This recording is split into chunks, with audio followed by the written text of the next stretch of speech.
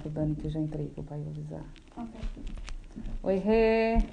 Pai, Oi, Isaac. Gente, vocês estão me ouvindo? Tá dando pra ouvir bem? Ó o Nicolas aqui. oi, gente. Oi, Kel. Ah, meu pai entrou. Pera aí, deixa eu fazer o convite pro meu pai.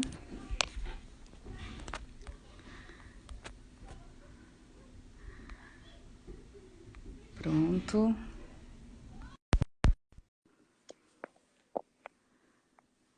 Aguardando. Você não vai aguardando no pé? Eu vou colocar aqui. Oi, vó. Oi. Aí, tá bem? Aí. Agora tá bom, tá dando pra ver. E aí, pai? Oi. Tudo bom? Esperar só Então, o pessoal chegar.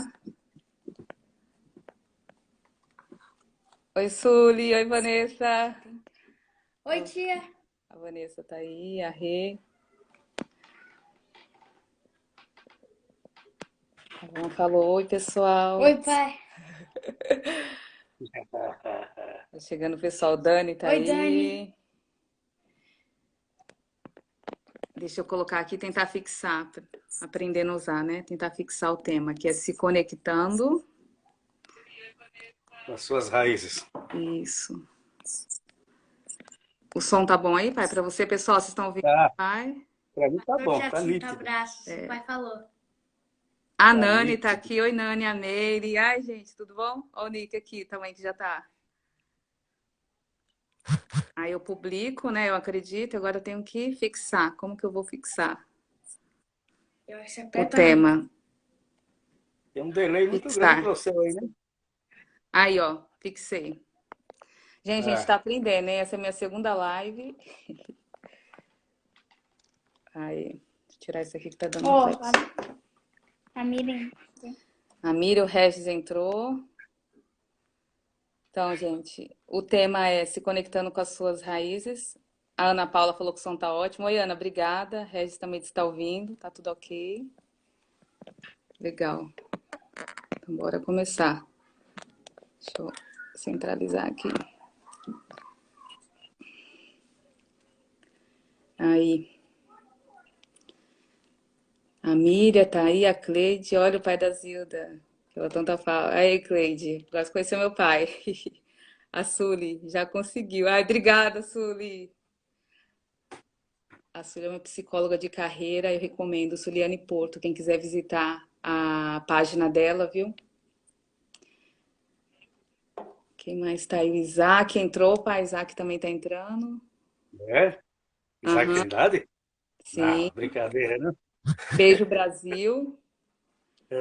A make a roupa e os acessórios que eu tava usando na foto, né, que eu coloquei, é da Beijo Brasil, viu, gente? Quem quiser comprar, do S Family, que legal. Oi, oi, gente, sejam bem-vindos. O Isaac colocou que você é vovô, pai, Naturalmente, né? né? Então vamos lá? Já tem umas 20 pessoas que a gente já pode começar. Agora são, que é 4 e 5, aí é 5 e 5, né? Ó, Aí o é horário do Adelphi. Oi, Dó. Brasil. O Adelphi entrou. Sou eu e Peraí, Paula, deixa eu ver tudo se eu bem? entendi. O Isaac falou que ele vai ser vovô? Não, tá te chamando de vovô. Mas é claro que eu sou vovô, né? Calma. É. Mãe, a Paula entrou. Aham, eu vi que a Paula entrou. A Eli, que trabalhou comigo na escola, tá com uma bebezinha agora. Prima, meu pai, tá vendo. O tio Salomão tá vendo também, pai. É. Aham.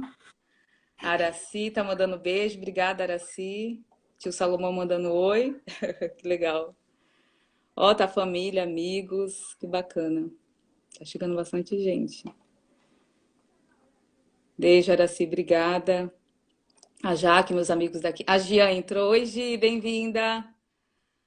Ali eu conheci na escola que eu trabalhava, ela é coordenadora pedagógica do estado, né, de São Paulo. Uma pessoa, assim, fenomenal na área da educação, né, Li? A Lu também trabalha na área, né, da educação. A Lu vizinha, pai. Vizinha lá da avó. Ah, sim. Ah, quem mais? Araci. Então tá bom, gente. Marisa, Ah, tia Marisa também. Tia Dudu, né? Tia minha. Entrou. A Lídia também já entrou. Então vamos lá, gente. Eu fixei o tema aí, que é se conectando com suas raízes, né? Não só em tempo de quarentena, né? Mas é algo que para esse momento é bem pertinente, né? Então a A quarentena, quarentena tá sendo um espelho, né, pra gente, né? a quarentena acaba sendo benéfico. É, dependendo do espelho que a pessoa tem, né? Que ela projeta, né? Ela vai trazer o que, ela vai refletir o que a gente tem, né?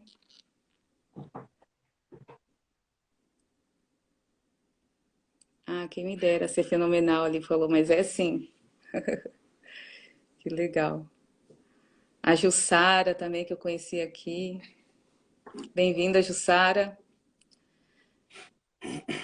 Então vamos lá, pai? Você quer se apresentar? Vamos, né? E precisa? Eu sou a Zilda, né? O pessoal conhece, tá todo mundo aqui que tá na minha conta. E eu vou entrevistar o meu pai hoje, né? Meu pai, Jacinto Menezes. Ele também é pastor, né? E ele vai dar aí um pouquinho de falar um pouquinho sobre a vida dele, como que é que a gente pode se conectar com as nossas raízes, né? Seja respeitando a nossa história, né? Independente se a história é boa ou ruim, né? Ela tem muito para É. ensinar. E aí, pai, conta um pouco assim, é, o Jacinto, assim, criança, né? Que saiu da Bahia, foi para São Paulo. Esse Jacinto, quando era menino, como que é a sua história, pai? O que que você acha que você pode contar assim? Desde as coisas boas às ruins, né? Porque às vezes as pessoas acham que o se conectar com as raízes são só coisas boas, né? Mas não, acho que até os traumas nossos, né? Que nos faz mostrar que a gente é ser humano e que a gente também tem muito que aprender, né? Com a nossa história, o lado também que não é tão bonito assim.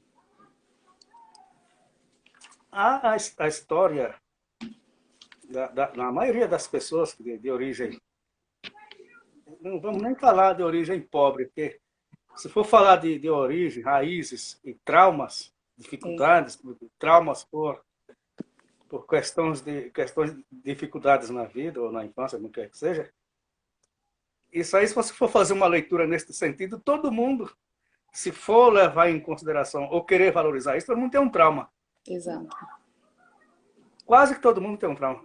Na minha trajetória de vida, pessoas ricas ou pobres, a maioria, se fosse para levar a sério a coisa, quase todo mundo tem um trauma. Aí, no meu caso, eu venho de uma infância, de uma família até certo ponto meia, uma família boa, de condições econômicas, né?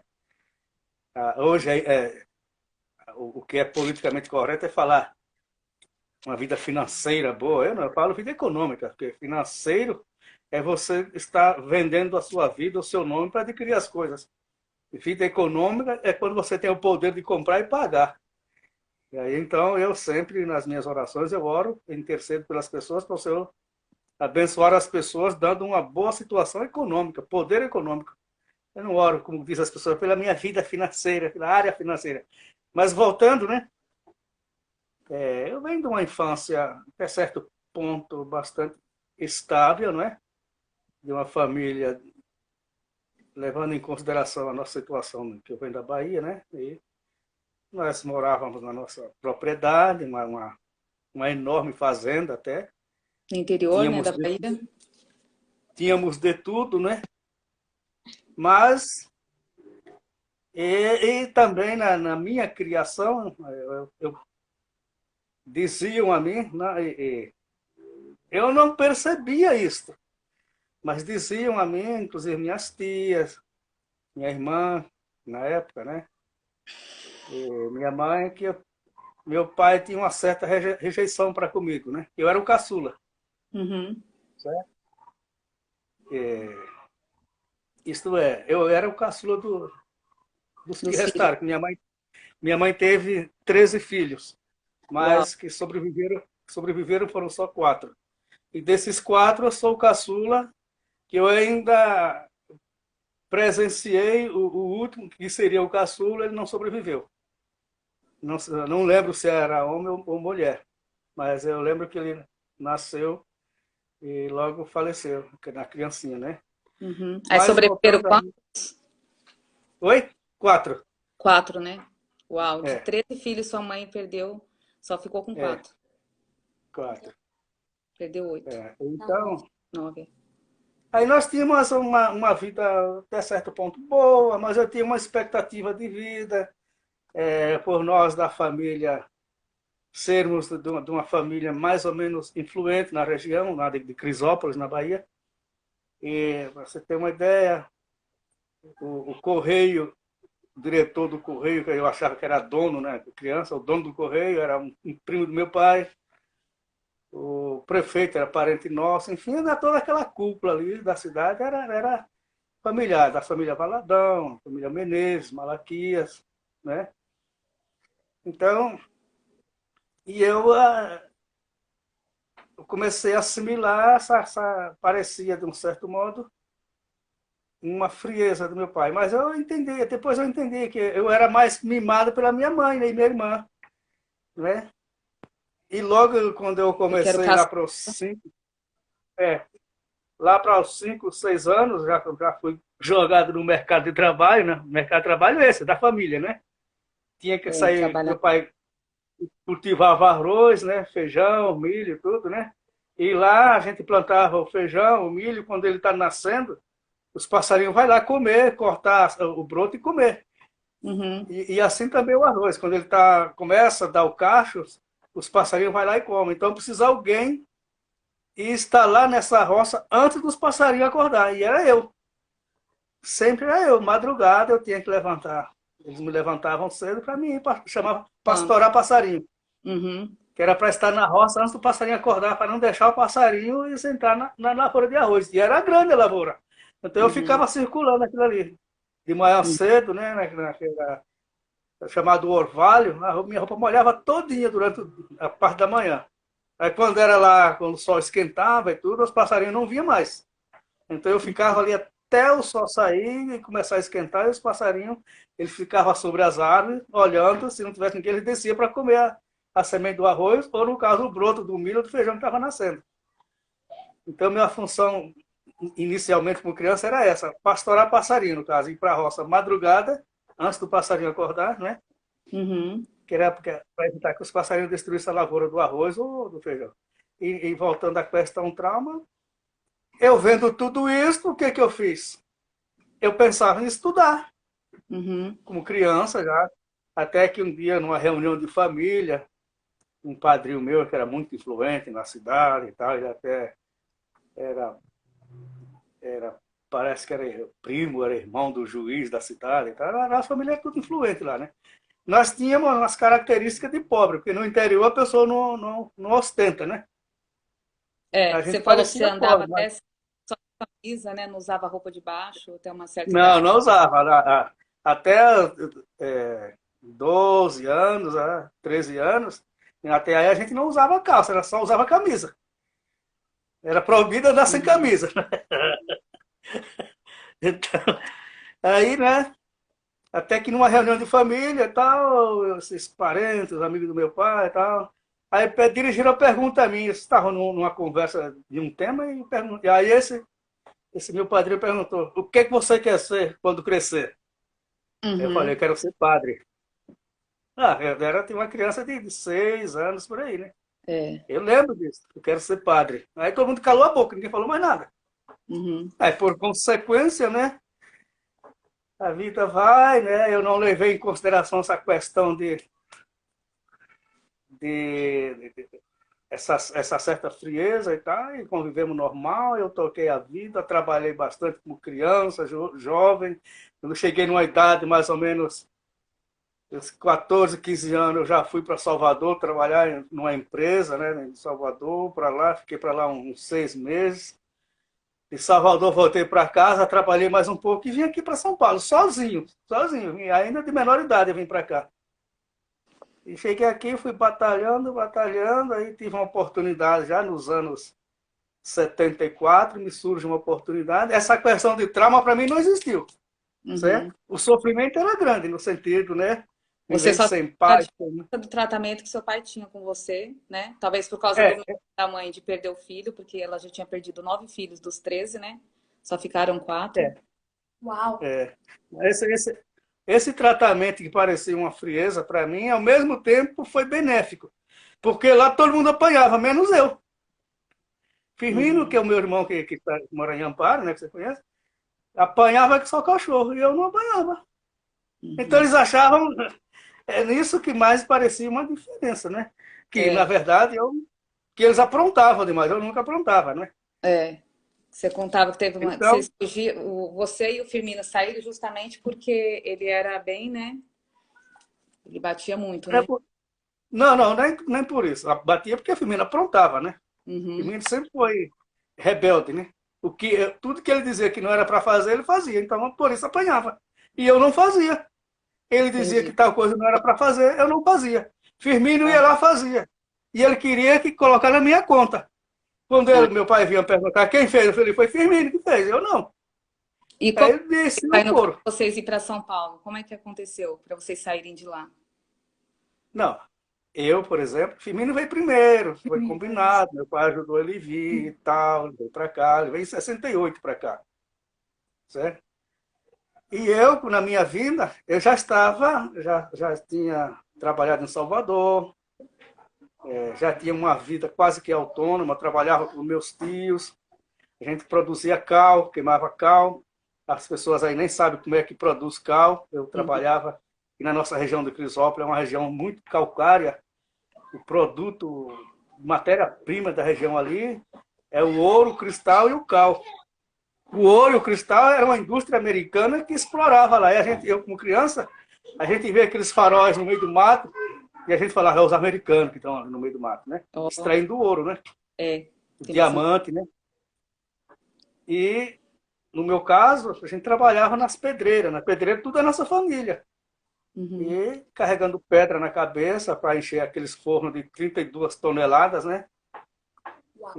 E essa pedra tem que ficar dentro de um forno queimando 3 dias com 3 noites. Isso aí eu fazia, eu e mais um outro. A gente revezávamos.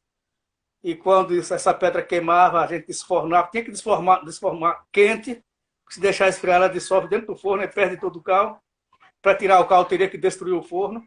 Então tem que tirar a pedra quente e jogar lá no pátio, né? Que a gente chamava o terreiro. Um terreiro que mais ou menos assim do tamanho da praça do Campo Limpo, maior até, né?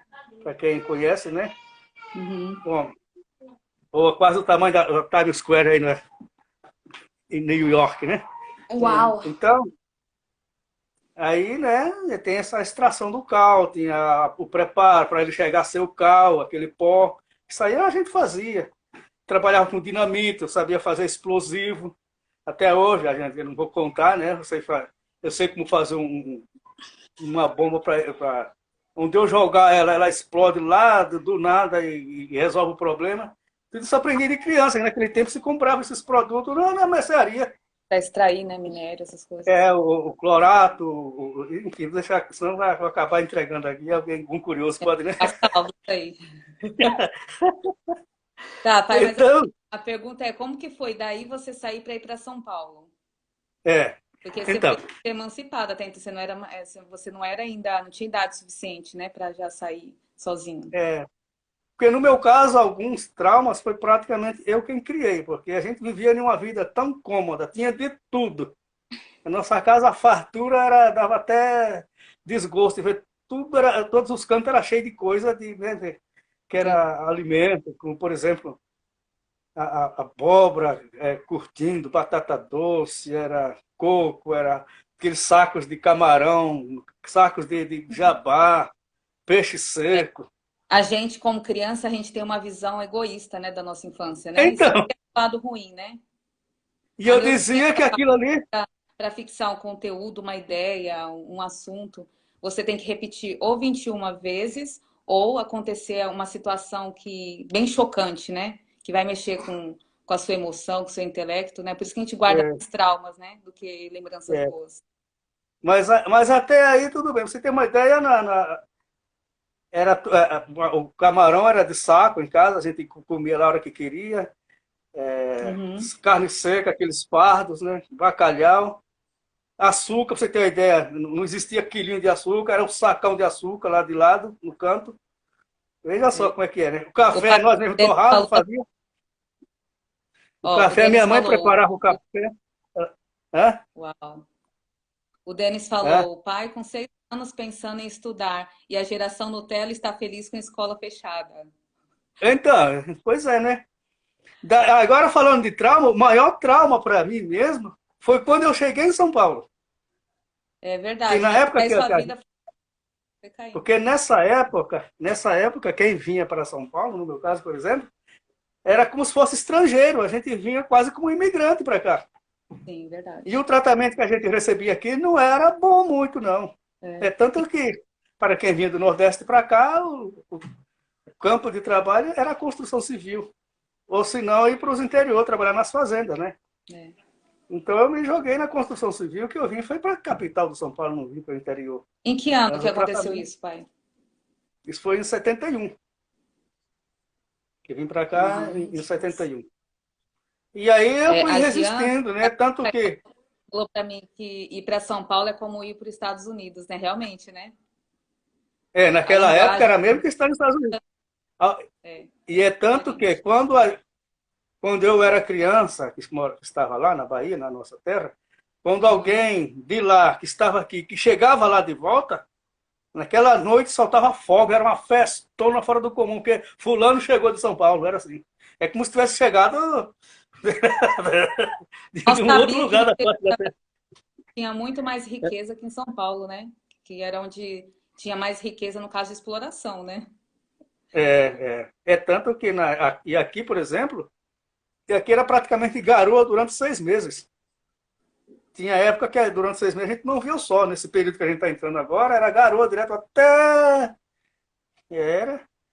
Então, eu nem. É tanto que, quando a gente fala de trauma, muitas vezes os traumas somos nós, quem damos lugar a eles enraizar em nós. Eu posso Exato. dizer que não há alguém que mais penou na face da terra do que eu. Mas eu passei por tudo isso dando risada, que eu queria vencer, eu queria, né? É Então, verdade. foi um peso, uma pena que eu sofri e praticamente eu deletei. Não sentia muito na pele o que eu passei. Avaliando hoje, ninguém, nem eu jamais quereria estar passando o que eu passei na minha trajetória de infância até me emancipar aqui em São Paulo, né? Eu me lembro de eu criança que eu tinha. Toda vez que a mãe chamava atenção ou me dava bronca, eu ficava emburrada e guardava aquilo, né? Eu lembro uma vez que Então, você falou isso, que você fez esse exercício de criança de não guardar as coisas ruins. E que eu poderia, exatamente. né? Você falou assim, Zilda, esse poder você tem na sua mente. E eu guardei aquilo e até hoje, né?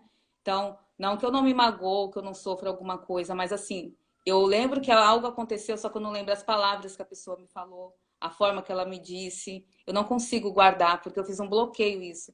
Um exercício que eu fiz já de criança, né? Porque eu vi você Então, falar, contar a sua história e isso funcionou, tem funcionado, né? Eu tento há uma fraqueza, às vezes, uma grande fraqueza em nós, seres humanos, pessoas, passar por certas coisas na vida e conceituar aquilo como sendo só nós os únicos que estão passando por certas coisas na vida. A é, maioria da humanidade passa por trajetórias difíceis na vida e até luta e vence. piores, né? É, então, o forte aí, a saída maior, é você esquecer essa questão trauma, não ficar alimentando, não ficar legalizando isso na sua vida. Uhum. Deus é maior, o mundo é muito grande, do Senhor é a terra, o mundo é a sua plenitude e os que nele habitam. Então é melhor a gente olhar para o alto e ver quem nos sustenta e lembrar que muitas vezes traumas eles vêm como lição para a nossa formação, para o nosso amadurecimento, para o nosso preparo.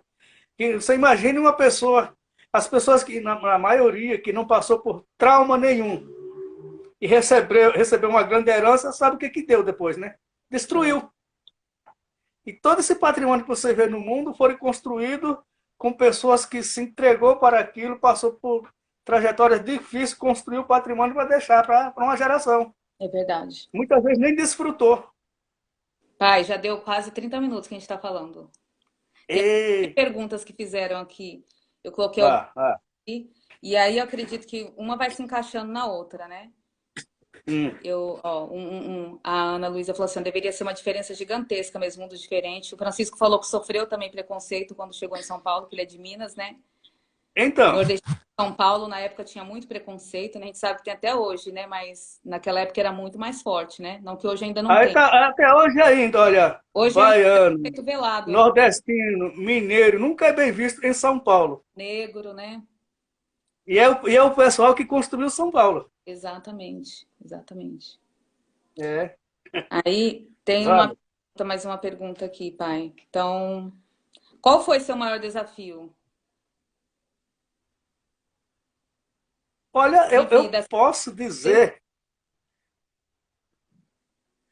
tá cortando, eu não sei qual é o problema aí.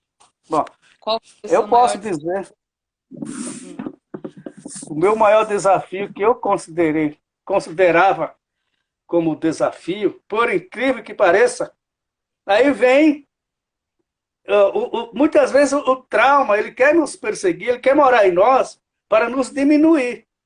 O trauma em nós, parece que ele mora em nós, dizendo, você não vai conseguir, você não é demônio, não é inveja, não é concorrência, nada. É algo que você deixou enraizar dentro de você, e Mesmo. isso vai estar se alimentando da sua emoção e transformando a sua emoção até positiva em negativa, e sempre fazendo uma leitura contrária na sua mente para você sempre entender que você não presta, você não vai conseguir, você não pode, porque você é isso, você é aquilo, você veio daqui, eu veio de lá. Você imagina que para mim o meu maior desafio, uma coisa tão simples, o casamento. Uhum. Eu, toda essa trajetória de infância, quando eu chego em São Paulo e começo a me inserir aqui em todo esse mercado e tal, antes mesmo de eu iniciar na escola teológica, né? Então, eu sabia que eu não tinha condição de ter uma esposa. Agora, quem é que disse isso para mim? Mas eu sabia que eu não tinha condição de ter uma esposa, que eu era incapaz, que eu não tinha Era algo que... condição, porque você ser casado, ser um pai, uma coisa e tal. É muito Então difícil. eu tinha até uma certa tristeza, porque eu tinha certeza que eu não casaria. Você vê, É tanto que para aquela simplesmente época você casou tarde, né? Você casou com 26 anos. Naquela época isso era 26 tarde. anos. Tarde. Hoje não. Eu nem procurava muito essa questão do casamento, eu quase nem namorava, né? Porque eu sabia que eu não podia casar. Na sua Quem cabeça. disse isso para mim? O trauma. Que trauma? Ele sutilmente estava em mim. Como ele não conseguiu me vencer na trajetória de infância, ele não impediu de eu vir a São Paulo, não impediu de eu vencer a batalha em São Paulo. Então ele colocou um obstáculo, o casamento. Você não consegue casar. Pronto. Era assim. Aí o senhor me deu um casamento, 4 filhos, tá uma benção aí, pronto. Aí eu venci, descobri que isso é extremamente psicológico. O pai, tem a Bless You Family, tá falando assim, também não fala o trauma, e sim experiência, que é a forma que você enxerga, né? Isso, experiência, bem colocado, perfeitamente. Muito feliz essa colocação. Viu? Que aí você se liberta, né? Com muito respeito para as pessoas que dizem, com muito respeito pelas pessoas que dizem que sofreu e sofre trauma, mas é melhor mudar esse vocabulário. Para mudar a mentalidade, né? Ter uma mudança. Isso, de mentalidade. experiência. Aí que você imagina, aí eu casei, né, em 80, e o senhor me deu 4 filhos, o senhor me disse que eu teria que criar esses filhos para não se perderem, e eu criei do jeito que o senhor me mandou. Não aceitei a influência de ninguém para criar meus filhos, era cheio de amigos metidos à autoridade, querendo me dizer como eu deveria criar os filhos. Eu falei, não, senhor, os meus filhos que o senhor me deu, eu que sou responsável. Pronto. Eu sou homem suficiente para saber como educar meus filhos. Pronto, acabava a conversa. É tanto que na igreja, quando você nasceu, antes de você nascer, quando a sua mãe estava grávida, você era a primeira, um dos obreiros da igreja me disse, você sabe que o filho de crente tem que ter o nome judeu, né? Nome da Bíblia, né? Eu falei, por quê? Não, porque E tem que você ser não. nome bíblico. Eu falei, não, senhor, meus filhos não são judeus, são brasileiros. Você sabe por que os filhos de judeu têm nome, os nomes bíblicos? Sabe por que esses nomes? Porque cada um passou por uma trajetória e colocou a trajetória como um resultado de vitória e com isso colocou o nome no Pois filho, trazendo é. um significado, né? É. Você vê Aí que... ele falou Hã? assim, interessante você admitir, né, que essa chegada em São Paulo, né, que realmente sofre esse preconceito, né, eu vi gente falando, o paraibano, a Cleide também que veio de outro estado, né, isso é algo que o brasileiro, né, dentro do próprio Brasil, né, sente o que o imigrante aqui fora, como eu, né, brasileira, morando fora do Brasil, né, existe esse peso, né, ó, Olha, perguntaram para mim aqui, por exemplo, Zilda, você sentiu preconceito por ser imigrante aí, né? Não sei se é porque é o meio que eu ando, mas com americano eu não senti. Mas agora então, com brasileiros de outro estado, só porque eu falava que eu era de São Paulo, eu senti um tratamento diferenciado, um preconceito. Quando eu abri a boca e olha aí. falava que eu era de São Paulo, aí a pessoa, por ter passado talvez uma situação com algum paulista, já me olhava com outro olhar, né? Já o Então. americano. Mudava o conceito, né? Exatamente, exatamente. Então, tem mais pergunta? Mas é isso, né? Acho que essa hostilidade, pai, que é o que mais adoece no mundo, é comprovado, né? É o medo, né, na realidade. Essa hostilidade, essa ira, esses ciúmes, essa, né, querer mostrar que eu sou alguém no mundo de forma negativa, na realidade é medo, né? Um coração ferido, né?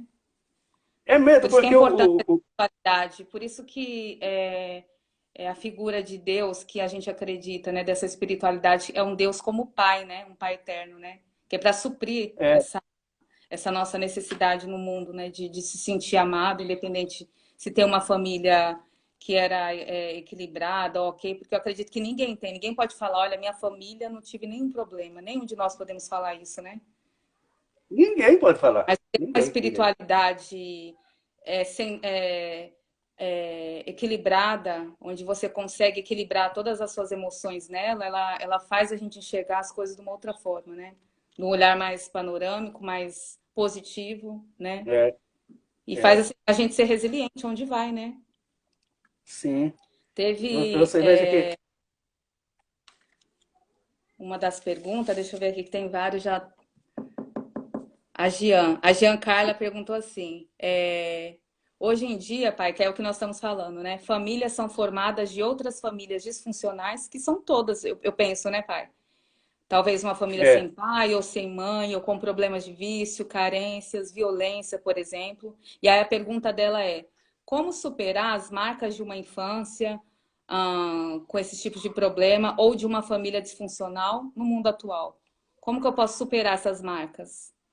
De às vezes viver com uma ó, mãe ausente, ou com um pai ausente, ou ter sofrido por alguma outra tipo de questão com um tio, não sei, ou não ter tido uma família, né? Como olha, superar essas marcas? É a pergunta dela. então, respondendo, não parece ser tão simples, mas também não é tão difícil superar isso. A melhor maneira de superar esse tal chamado trauma Uhum. é lembrar-se que nós temos um Deus, certo? Esse Deus, ele é misericordioso, ele é benevolente, ele é praticador de grandes beneficências para os seus seres que ele criou. Então, lembrar que ele nos dá o sol todo dia, nos dá a chuva, nos dá a noite, nos dá a lua, as estrelas, nos dá o alimento, nos dá a vida, o fôlego de vida. E uma dádiva que é muito além do que se possa imaginar, que ele nos tem dado, que quando nos falta essa dádiva, desabou tudo, que é a saúde, É certo? verdade. Então, ele tem nos dado tudo isso. Então, com esses ingredientes, nós temos que lembrar que os traumas também foi ele que nos trouxe para viver tudo isso. Enquanto nós estivermos valorizando traumas, nós estamos desvalorizando quem nos chamou para vencer uma grande batalha e ter diante de si uma grande vitória. Então, Verdade. para isso, você pega os traumas, como disse o apóstolo Paulo, com relação a todo o seu aprendizado filosófico, científico, teológico, enfim, Ele disse que quando ele conheceu o Senhor, todo esse conhecimento que ele tinha de antes, ele disse, agora isso eu considero como esterco. O que ele estava dizendo? Eu pego tudo isso agora e coloco diante de mim, ou junto a mim, ou ao meu redor, como esterco, isto é, como adubo para ajudar a alimentar a árvore, para que ela tenha um grande e excelente crescimento, e essa árvore sobreviva por muito tempo, porque ela precisa de esterco. Então, muitas vezes, esses traumas, o Senhor nos permite passar por tudo isso, porque quando nós amadurecemos, tendo sobrevivido a esses traumas, nós só temos uma enorme capacidade de ensinar a outras pessoas com relação a isso, até em avisar como passar ou como não passar, ou ajudar uma pessoa que está passando, até eliminar esse trauma. Como é que elimina o trauma? É deletar isso da sua vida, não ficar valorizando isso. Olhar para o alto agora, o autor e consumador da nossa fé. Se nós somos crentes, não importa se é católico, espírita, macumbeiro, todos cremos, independente da religião. Então nós cremos em Deus em absoluto. Então é confiar nele que ele vai fazer desses traumas um grande mover e um grande prosperar, que no amanhã você vai dizer, meu Deus, como é que eu consegui vencer isso? Como no meu caso hoje. Para quem tinha certeza, alguém me dizia que eu não era capaz de me casar, hoje tenho 4 filhos criados, formados, e eu estou vivo, e são, tranquilo, até com a formação pastoral quase que nem um tanto clássica, né? E você vê. Para quem me dizia no meu interior, na sutileza, que eu não tinha nem capacidade de me casar, você imagina o que eu fiz? Eu não valorizei isso. O que eu fiz quando me foi oportuno, que eu estava na igreja, como já contei essa história, quando me foi oportuno, que apareceu a oportunidade de eu ir para a faculdade teológica, eu abracei a oportunidade, que foi me dado gratuito, eu abracei, estudei, me formei, e sempre debaixo de uma carga de opressão no sentido social, né? E profissional, mas eu venci. Daí. Para mudar, eu nunca tem que ser conformado com o que pensa, né, pai? Eu nunca baixei a cabeça, para ficar triste. Eu sou da Bahia, aqui em São Paulo é difícil. Eu nunca pensei assim. Eu sou do Bahia. Situação de vítima, né? Então, aí eu pensava numa música que Jacques do Pandeiro cantava, que dizia: eu sou da Bahia, comigo não tem horário. Não sou otário para de mim alguém zombar. É assim que dizia. Havia uma certa zombaria aqui com relação ao baiano, que isso trazia trauma para muitos. Dizia que o baiano era cabeça grande. E o Jacques do Pandeiro, nessa canção, ele dizia: cabeça grande é sinal de inteligência. Tá? Verdade. Então, essa questão trauma, quem sofre trauma, com muito respeito, é hora agora de olhar para o alto, dizer: trauma, é possível, né? Você morreu para mim, trauma. Agora é criar um objetivo maior, um objetivo de vida, um projeto de vida, criar uma meta e partir para cima, e que o Senhor vai ajudar essa pessoa a conquistar, e o trauma vai servir até como remédio para você descobrir que o trauma te ajudou. É não valorizá-lo, utilizá-lo ele até como ponto, passar por cima dele e chegar onde você quer. Acho que não importa a mazela da nossa história, né, pai? Esse momento de cura que o terapeuta faz, o psicólogo, o pastor, um líder religioso, né? Na realidade, essas pessoas, elas não estão acima do trauma, né? Elas também passaram. Então, elas são curadas, curando outras pessoas, né? Mas esse processo aí de cura é perdoar, né? Perdoar essa história, perdoar talvez esses, né? E colocar essa família que de repente causou trauma no lugar de honra, né? Honrar não é concordar com a característica da pessoa, a personalidade que você não gostava, mas é entender que ele tem um papel de honra, ainda que de repente foi um pai ou uma mãe abusiva ou que nem cuidou, né? Mas entender que ele trouxe, querendo ou não, ou mesmo que ele nem quisesse que você tivesse nascido, ele te trouxe a vida, né? Então isso já é um fator de honra. E aí quando a gente honra, por isso que eu coloquei, né, o tema que é honrando, né, se conectando com as nossas raízes, que é honrando na realidade, né? Acho que é um processo de cura já de liberar o perdão, de entender, olha, não foi o melhor, não foi o perfeito, eu não concordava com a maneira que era tratado ou falado, mas eu honro esse fator de saber que hoje eu sou viva ou estou vivo justamente por causa dessa formação, desse alguém, desse cuidador, né, que me trouxe ao mundo, enfim. né? É, É e, mudar a e perspectiva, né? É uma mudança de mente. Quando a palavra fala para a gente não se conformar com esse mundo e tal, que é, não se conformar com a mentalidade nossa mesmo, né? O é, problema não é o outro, o problema somos nós. Essa é a verdade, né? A forma que a é. gente encara o outro, né? Muitas vezes o Senhor nos dá, vamos dizer, compulsoriamente, a condição de viver naquele período, aquele trauma. E o trauma, ele, em É, geral, ele é uma construção negativa.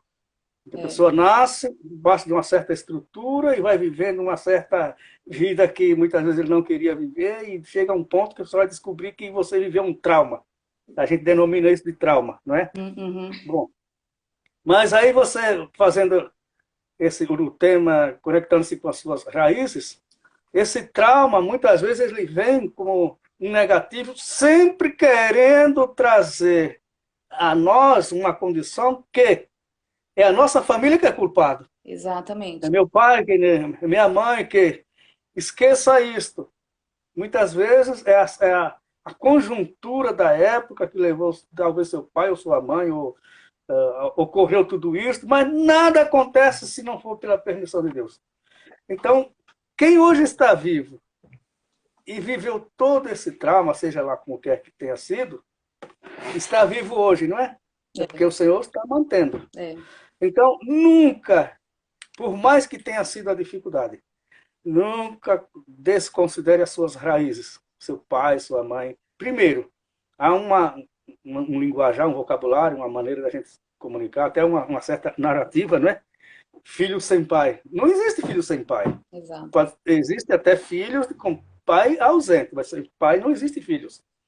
E eu tenho visto aí pela mídia, muitas vezes, encontros de filhos com pai, pai com filhos ou com filhas, que de 40 anos que não se viam e se encontraram. Uhum. De repente, você que acha que não tem pai, não conhece seu pai, queria ver seu pai, pode não estar tão distante esse grande encontro, É, certo? E conectar-se com as raízes, lembre-se, por mais que tenha sido a sua trajetória, nunca demonize seu pai ou sua mãe. Respeito. Se passou trauma, só porque não a foram vida, eles, né? Já merece não muito foram eles que construíram esse trauma. Eles também estavam debaixo dessa estrutura que foram obrigados, tá? talvez por ingenuidade ou involuntário, produziram esse trauma para a família toda. Mas entre mortos e feridos, todos sobreviveram, né? É. A Plácida tá dando oi, dizendo que tá amando, obrigada. Tem um monte de gente aqui entrando. Tem mais pergunta aqui.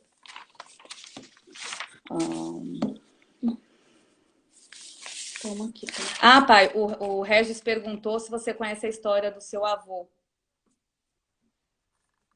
Qual deles? Qual deles, Regis? Você ainda tá aí? Tem outra pergunta aqui. Tem o pai do meu pai e tem o pai da minha mãe, né? É, O pai da minha mãe era bruxo. Olha só, o pai da minha mãe era bruxo. é. E eu conheci. Ele Uau. gostava muito de mim. E até ele queria passar toda essa Conhecimento. estrutura de bruxaria para mim. Dizia ele que eu seria o herdeiro. É. Mas como eu era novo, o meu primo se colocou na brecha, segundo ele, passou para ele. Mas ele não soube cuidar e ele se arrebentou, né? Uhum. Ele disse, eu não vejo ninguém também chegar a lugar nenhum com bruxaria, né? É. E graças a Deus que o Senhor não me permitiu essa herança, né? A Elisa falou, fala Qual o com seu, Deus. qual o seu maior desafio como pai? A Gian pergunta. Meu maior desafio como pai foi um outro desafio também, que é realmente desafio. Hum, É, quando vocês eram bem pequeninas, eu tive propostas de trabalhar no exterior. uhum. Eu como Falta 15 minutos, trabalhador, pai, para acabar. Daqui a pouco eu desligo e volta. Então vai, resume. tá, eu como trabalhador da construção civil, bastante inteirado nas medições, cálculos e tal, né? Até que havia proposta, mas eu já tinha a Zilda, tinha a Lídia, né? Nós morando em Brasília já, me veio uma proposta para trabalhar no Iraque. Uhum. Eu tinha 3 crianças. É. Porque você não ia poder levar os filhos, né? Não, era assim, era de já deixar, isso foi em 98, Uhum. deixava US$ 32.000 na conta da sua mãe, e eu ia trabalhar no Iraque com um salário de US$ 5.000, que simplesmente para todo mês depositar na conta dela, que lá eu não teria gasto com nada. Não era uma grande oportunidade? É. Então, eu não aceitei, porque eu entendi que não seria bom eu ganhar a vida tão dignamente, tão fácil, tão, né? E meus filhos abandonados com a esposa daqui no Brasil e eu lá no Oco do Mundo trabalhando, ganhando dinheiro e mandando. Dinheiro não seria o resultado bom psicológico para a família, né? Inclusive É, para as crianças. eu me Então eu lembro dessa descobri que conversa. No caso, você ia ter que ficar mais de um ano, né, longe da família, ia ficar ausente, né? A gente já estava morando em outro estado, a gente morava em Brasília na época, né? Já estava fora do nosso estado de origem, era, São Paulo. era Já era um estava contrato de 5 anos. 5 anos, né, Eram trabalhando assim. 5 anos o contrato. Então, Então, e aí? esse foi o seu maior desafio como pai, então? Um outro desafio foi quando eu trabalhava, nós estávamos construindo a escola João Paulo I, ali na Vila Sônia, está fazendo a estação do metrô de Vila Sônia ali, tinha um colégio que foi desmanchado agora. Aquele colégio fomos nós quem fizemos, construindo ele. E ali a engenharia toda, eles tinham vínculo com as faculdades, né? Com a FMU, com a USP e tal. Então o engenheiro, que era o responsável, que era o doutor Lorival, ele falou, olha, Jacinto, pelo conhecimento que a gente vê que você tem, a faculdade de engenharia são 6 anos, mas você, com 2 anos e meio, 3 anos, você faz, você conclui, porque metade você já sabe, que os cálculos que é para nós fazer, você faz. Você e seu Luiz aqui, você faz com tanta facilidade. É só mais a questão física, porque na construção você já sabe. Se você quiser, eu ajeito para você, eles iam facilitar. Como facilitaram para mim na minha juventude a teologia, Sim. eu ganhei essa oportunidade de fazer a engenharia. Mas aí alguém não deixou, né, como eu te falei, né? Não, E eu mas qual foi o fiquei seu quieto. maior desafio, pai, como pai? Como um pai, Ah, qual não. foi o maior desafio?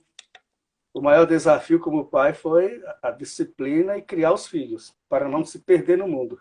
Uhum. E vocês lembram bem que eu ficava, quando a gente não estava trabalhando, eu estava com vocês ali brincando, cuidando e tal. Eu fazia os lanches de manhã, levava para vocês na cama, cuidando mais da parte emocional e dando sempre estabilidade. Um dos maiores desafios que, para mim, Para eu você, me como senti foi?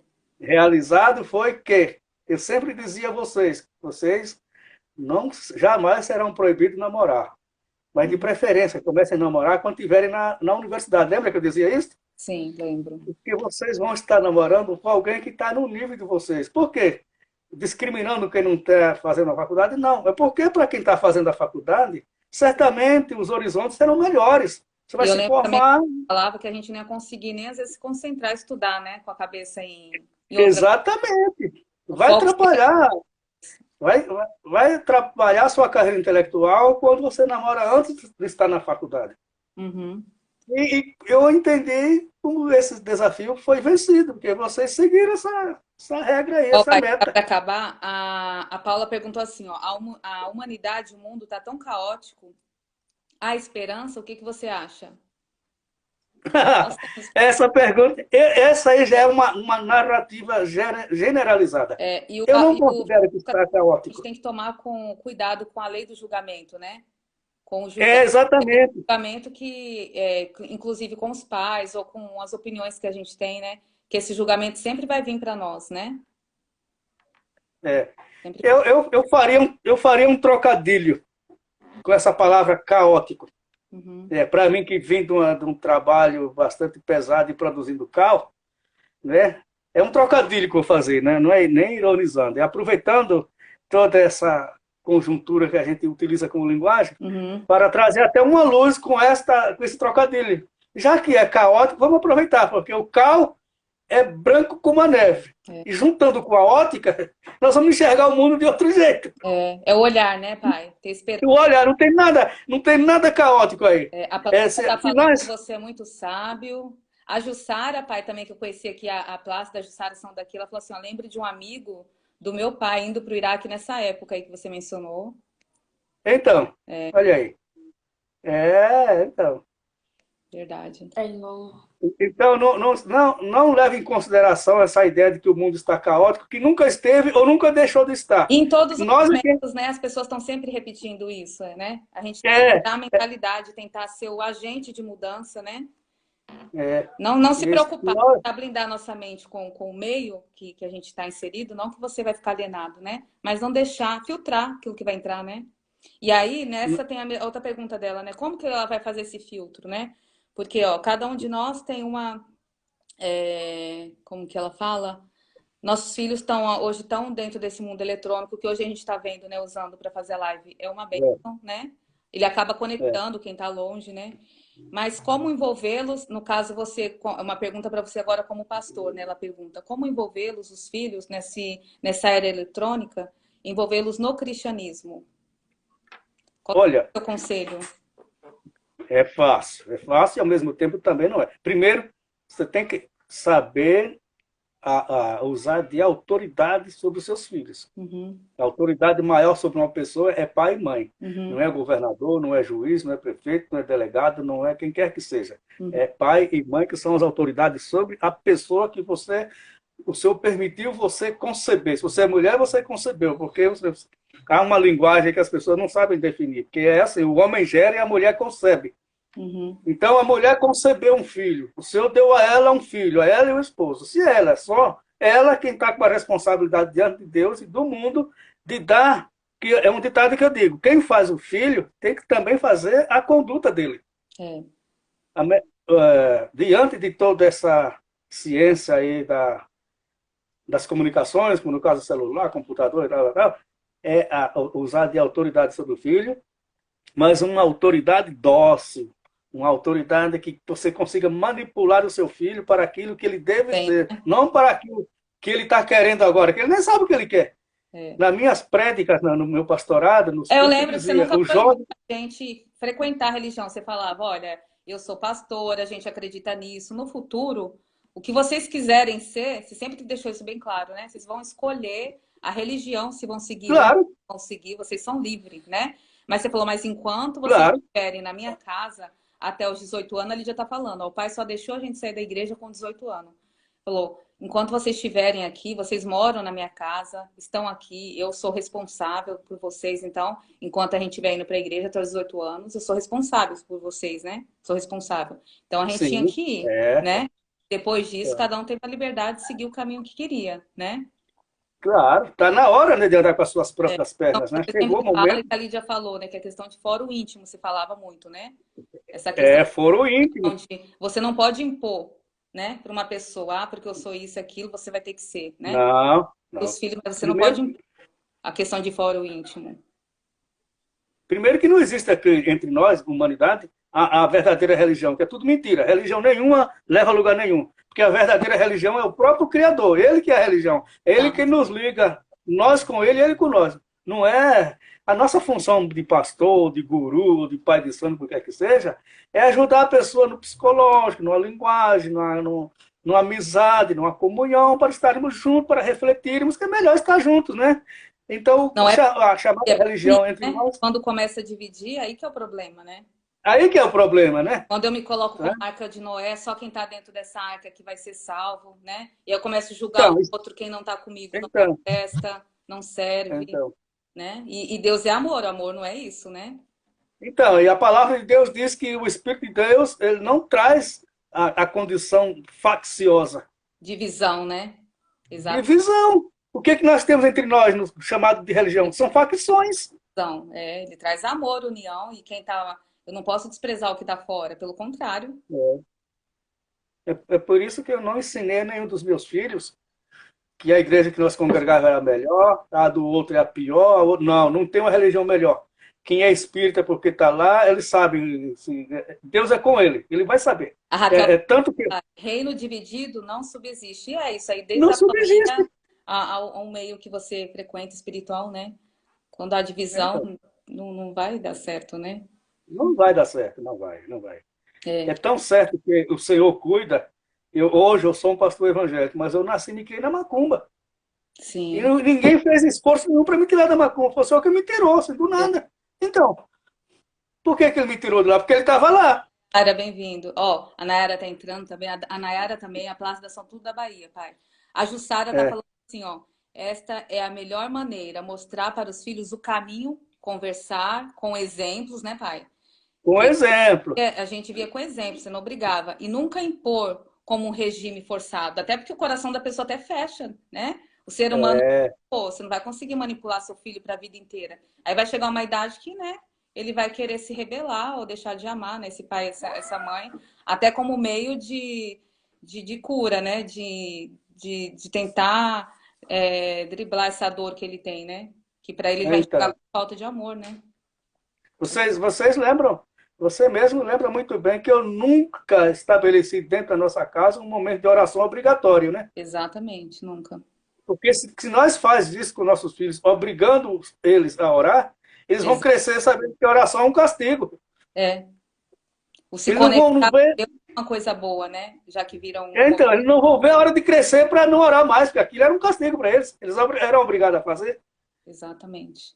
Então, nós temos que ensinar o que as pessoas devem fazer para agradar a Deus, agradar a si mesmo, para receber bênção, estar na posição de receber as bênçãos, porque é a bênção do Senhor que nos faz enriquecer e não acrescentadores. Pai, Então, aí online, eu vou fechar a live e salvar, porque já vai cair. E aí a gente tá, volta. Pessoal, volta todo mundo, tá? A gente vai tá, continuar. Mais uma pergunta da Jaque. Tem mais pessoas perguntando. tá, Eu vou salvar tá, agora e vou entrar de novo e todo mundo volta no ao vivo. Continua aí, pai. tá, Chama o Daniel para te ajudar para você acessar de novo. tá, tá. Tá, vou encerrar e Manda. salvar. Até daqui a pouco, gente.